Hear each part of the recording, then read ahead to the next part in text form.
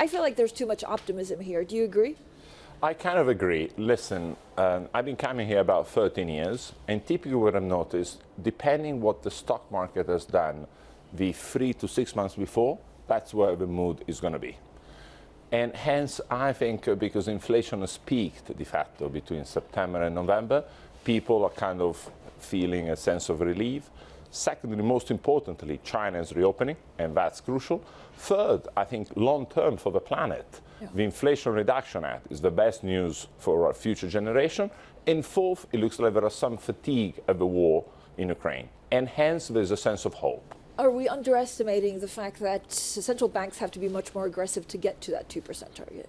I think, listen, first of all, the 2% target was created 50 years ago, de facto, by a New Zealand minister without really any scientific base. So whether it's 2 or 3... but it's still their job. Fair enough, but let's not be too precise. They can always change from 2 to 3.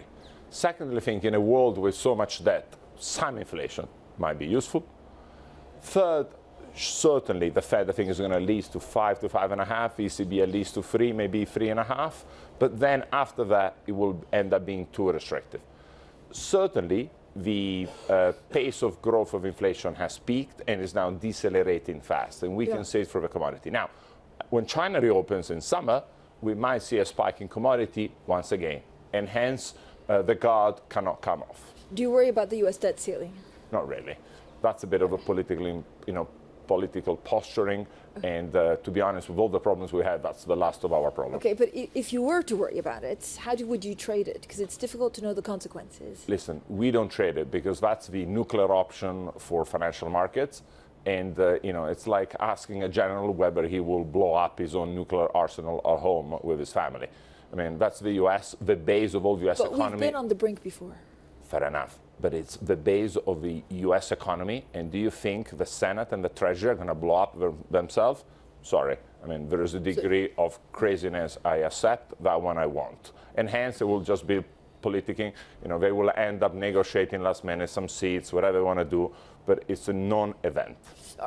Wall Street here are going through a big readjustment because they maybe hired too much, so focusing on costs, cost reduction, job losses, whilst at the same time having to retain key talent. What do you think the biggest concern for some of these banks are? Listen, if you think about it, since the Lehman event in 2008-9, the S&P has gone from 600 all the way to 4,600. Yeah, so almost an 800% rally. Eventually, market comes back, and what firms have realized, it's like in January, me and you, after the Christmas party, and Christmas dinners and lunches, you have gained a bit of weight. And so hence what people are doing is just, getting in shape. And that 3 to 5% is normal attrition.